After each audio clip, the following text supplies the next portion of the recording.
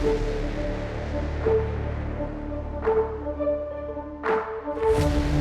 I could give Neutral Forest as a deck a name, that name would be Chad. Because Neutral Forest is like perfect on the outside, very aggressive, has this super massive, untouchable body in Beauty and the Beast. It's like it just kind of strides along and just proves its dominance to everyone in just the natural social way that it interacts with the hierarchy of other decks. I am so sorry these analogies are so terrible, but Dude, I think they're the best, Mofu. Keep going. I think Neutral Forest is a deck that proves its consistency, its strength. It has like this gigantic array of amazing cards, yet, for some reason, it just always falls short every time I launch it, and I think that just comes down to, in order, like the price it pays to play these really incredible cards like Beauty and the Beast that can be so game-winning upon like a perfect resolution, you also have to play a lot of cards that don't really impact the board meaningfully, like a lot of Unicas or Lyrials and 3-ofs, even Carrot sometimes, is just very low tempo plays on the side of these very strong developments. Right. And I actually think if I'm fantasy here, there is a small regard to me. I'm kind of okay if I lose this match because now my Control Blood doesn't have to fight this Neutral Forest deck, and I think I'm okay with that. I think that would give me a sense of okayness, you know what I mean, of actually being able to lose a match in this or lose a game in this match. So I think this is kind of like a gimme game for fantasy. I don't think he cares too much if he loses. Of course, it's not good to lose. You want to win, but this is one of those matches he can kind of give away, which I like. It depends. There's not really a massive amount of healing in Forest. I mean, there's Unica kind of just taking away a little tick damage, but that's not very significant here. I think really, if Burn Rune struggles a lot with this matchup, it's just Beauty and the Beast. You have Mutagenic Bolt to answer it, or sometimes you just don't draw it, and that's that. Like, what does this deck do if it doesn't draw Mutagenic Bolt against it? I think the inability to maintain any kind of body size on board that can trade into it, not opening Magic Illusionists, as Fantasy hasn't yet, could just spell doom here as Gengur has developed it. He's able to kind of take back the board here. You know, as you said, this could really just be a very quickly decided game. Right. And it's funny the way Gengur kind of built his deck. So we saw him mull Staircase, right? Normally you would never do that. It's a perfect 1-drop that you can play into your Unica or Lyrial or whatever other 2-drop you have into your 3-drop and so on. But because of its new cost of 2, and you can't play it effectively in an aggro matchup, it just gets thrown back. I find that to be a very new thing about Staircase. This is very interesting. And on top of that, the way the deck is built, he's kind of got this tempo plan, right? He's got Impartial Strix into Hector with all of these like tempo turn 2 plays like Lyrial, Actress Faria, things like that. But then he also stretches to the late game with triple Saha Quill, double Israfil, and double Bahamut. So he plays like a really aggressive start of the game. His mid game, if Beauty and the Beast isn't there, doesn't really exist, and then he goes straight into the late game, which is a very interesting way to go with the deck. Right. I think a big part of like how players have started to do this recently is just Beauty and the Beast. I feel like we've seen that a lot this season. When you're facing aggro or mid-range, the big problem with the card is even though you get it, you develop it, it is not dead, your opponent doesn't have answers to it, you still lose because your opponent had board before you played it and it did nothing about the damage you were taking, and you just lose the race. Right. Like sometimes you just don't draw the area or it's just not enough damage in the end. Where I think players have started to innovate, they figured out they can put any number of other cards in afterwards to fill in that kind of question of what do I do after I've sort of potentially lost some tempo off of the Beauty and the Beast to actually finish the game. Yesterday in Rage we saw, I forget which player, but running even Jungle Wardens in the deck to try to have a finisher in the late game that he could still play in the mid game. And sometimes we also see this heavy control Saha Quill lineup. It fits like a glove really to put Saha Quill right after Beauty and the Beast because then you take the board in this fantastic manner. So, right. Seeing how they kind of patch up the loss of tempo that Beauty and the Beast can be in its bad matchups, that still work well as finishers in its good matchups, I think is how you kind of make this deck go from consistent to insane. Yep. I wouldn't go as far as to say Neutral Forest is insane. I think the deck is fine. Before I thought the deck was bad, but after seeing it play and, you know, in the certain matchups that it's good against, like Control Blood, things like that, it can be a really awesome deck. But I won't go as far as to say it is insane. So I think he's really developed all he needs to win this game. I don't know why, but every time I see a Wizardess of Oz with a task of needing to find like more than 6 damage, she usually seems to kind of job for whoever's like playing her. But ooh, do you play the Mutagenic Bolt here? I think so. If it's your only option, probably dance over it if you draw it. Nah. That's interesting. He's gonna maximize his damage here, play Mutagenic Bolt. I don't think he needs to play the second one. There's absolutely there's no reason. If he discards it, it's no difference. No. Yeah. Plus, this gives him an option to not discard it if there wasn't something like... I mean, we see Elf Twins, Assault, and Sahaquil, but if there was not an easy way to deal with this Wizardess, another Mutagenic Bolt to pop, say, a Beauty and the Beast this turn, or another big threat would be really good, or like an Aaron, even, something like that. But all of these options deal with the Wizardess of Oz, so that won't be a problem. Mm-hmm. So do you see what I mean when I'm like, Wizardess of Oz being the only card in your hand with a billion sigils out, opponent at like 1-digit health seems like such a good situation, but I feel like I've not seen Oz win a game off these odds before. I feel like you have to have the board and the burn to really do it. I mean, 2 Halo Golems is a lot, but Neutral Forest can heal for small incremental amounts every turn, which is just kind of the undoing of this deck. Well, I think it depends, right? So Wizards of Oz here found, what, 1, 2, 3, 4, 5, 6, 7, 8, 9 damage just by itself over 2 Halo Golems, a Mutagenic Bolt, and a Piercing Rune. And now the hand is empty again. So it kind of feels like Daria to me, right? Like you Daria, push. If that doesn't work, hopefully you draw another Daria, push. You know what I mean? So it doesn't effectively win you the game with the first one, but if you can chain into them, I feel like it's a really consistent strategy to close the game out. Mm-hmm. For sure. I mean, like, Oz is kind of interesting to think about in the context of, like, can this card actually create meaningful tempo swings to kind of get the board? But, no, didn't work out for Fantasy. I don't think he just had the right mix of cards throughout the game. Right. And, you know, Gengur had a pretty low defense total at the end of it. Like, that, when you see a person heal throughout a game and then their ending life total is, if you subtract the amount they healed, they would have lost, then that can be pretty frustrating if your only win condition was to burn. But, as you said, Fantasy is fine to lose that one. I think he's still in a pretty great spot. Right. Now he has to be Control Blood twice, but Burn Rune can definitely be Control Blood. It can get tough depending on the Control Blood's draw, right? If they get enough healing early, then it could just kind of outlast what Burn Rune's doing. But if Burn Rune makes it past this match, it really just comes down to who can best each other in the Control Blood mirror, because that to me is one of the most true tests of skill in this game, is when you play a really late game deck versus another really late game deck, who comes out on top, right? Usually the person who used their resources better, or they had the proper tech in that matchup. Mm-hmm. And here we go into the Control Blood mirror as you're talking about, and I wanted to mention, although a lot of the gameplay and like this dissection of how like this matchup tends to go is under the assumption that they all have the same tools, I wanted to point out that Fantasy and Gengur's lists are actually quite different. Their curves look very different in particular. Gengur's list sort of goes for a much more aggressive approach. It has 2 spawns. It has a bit of self-damage for value early, 1 copy of Blood Pact. And I also wanted to mention it has 2 things that I think aren't teched particularly well for this mirror match in 2 Mr. Full Moons. Whereas we have a much more early game reactive curve on the side of Fantasy in line with this other deck. We've got Vampiric Kisses, only 1 spawn. It's worth mentioning it is his only win condition in a control mirror, I think. But 1 more Temptress Vampire. Interesting. Okay, so more big spikes and control versus Gengur with an attitude more or less to go straight for the kill, which I like. Now, Mr. Full Moon, if Fantasy's only big threat is Spawning of the Abyss, it can take away 5+ damage to that, especially if Fantasy pre-evos it, like you would want to do sometimes, so that I can get around Revelation. So if a pre-evo, especially on a Spawn of the Abyss, happens into a Full Moon, you could negate a ton of that damage. So it can find a use. Not great, but it's something, right? Yeah. And it could be very, very relevant here, just because Spawn of the Abyss, I think, is just how you break this matchup, or how you punch through the impenetrable defense that this deck can just put up against other control decks. I mean, I think Control Blood, one of its kind of unseen sort of strengths is that I think it excels in control mirrors.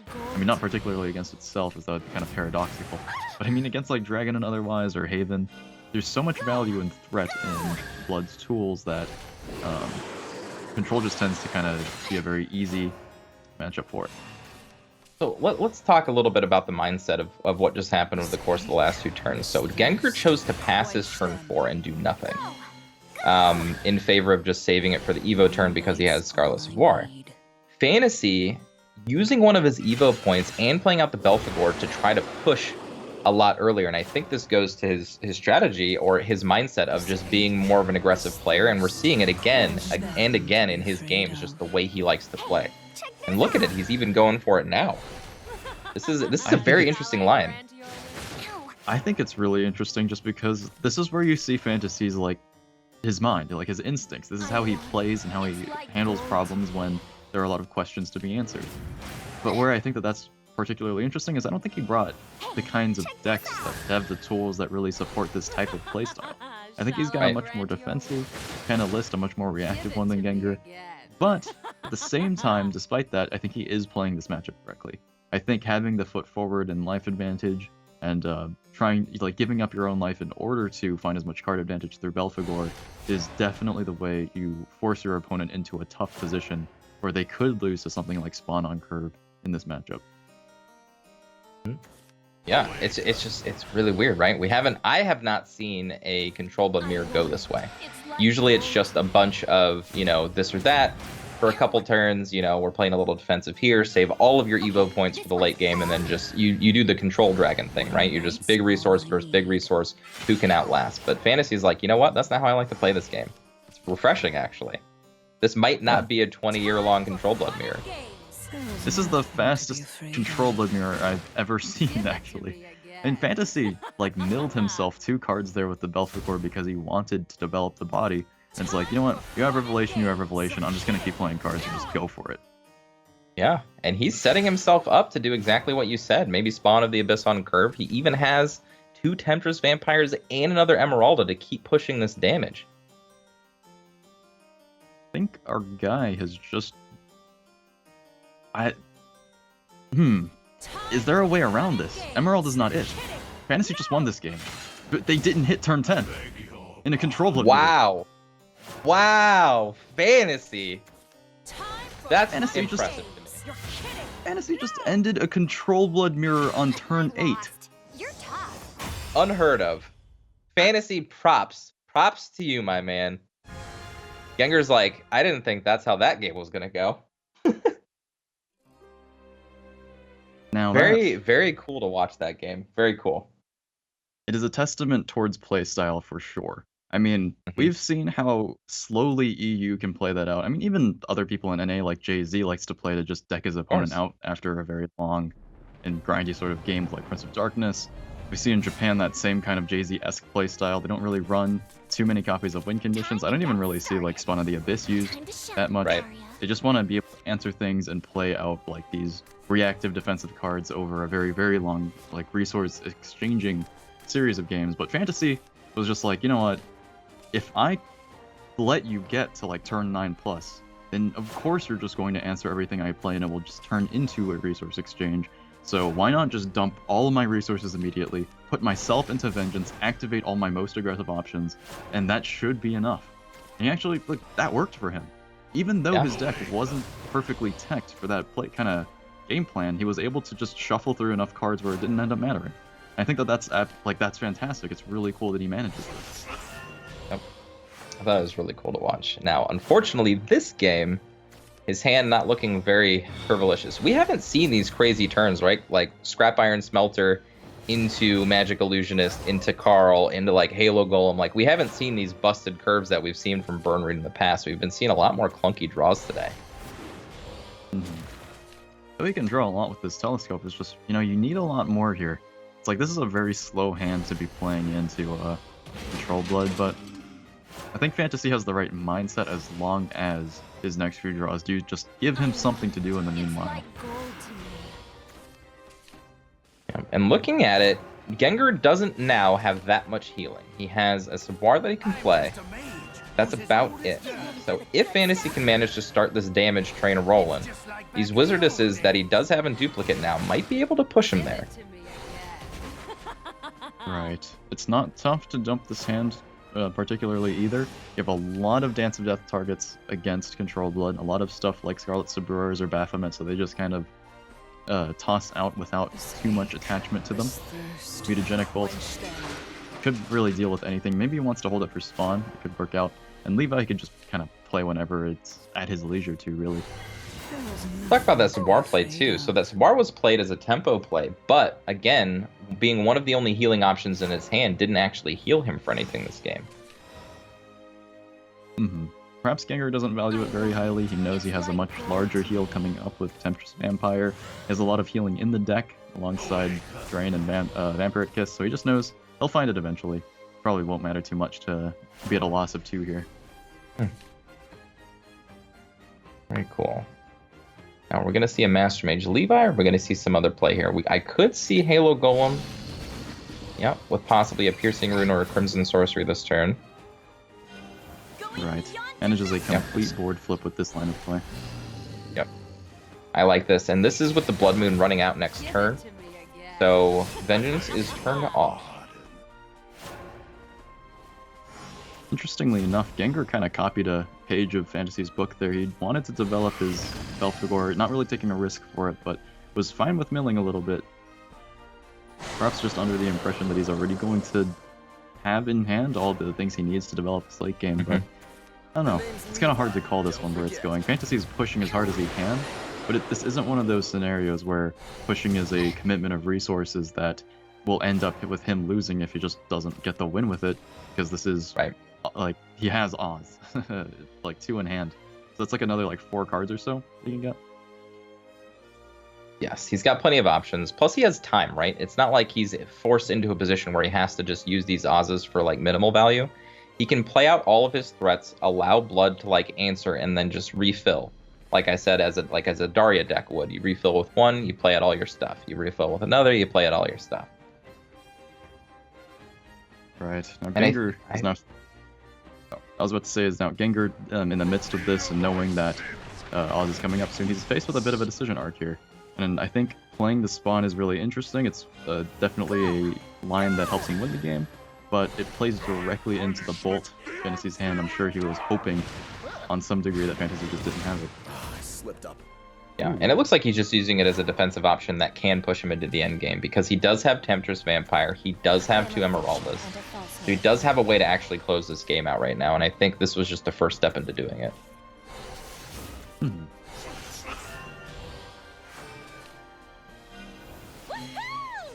Right. I think that was a very cool play. It's just, amidst other things, this Temptress Vampire is probably the biggest shot that Gengur kind of has at staying in the game. It gives him so much effective health again. Oh, wow. Oh, a second copy. Offer your life to me. Easy play. Is another fiction. Easy play. Unfortunately, getting no value out of killing that Wizardess of Oz. There's no spells in the hand for Fantasy. Yeah, but you know, I don't know if Fantasy can push through 2 of those.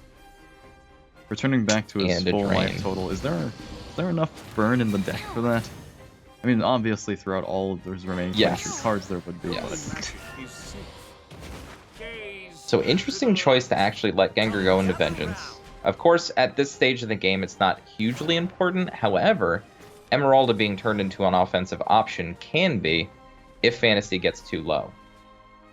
This might actually just be a Bahamut play. Yep. I think it's a Bahamut, yeah.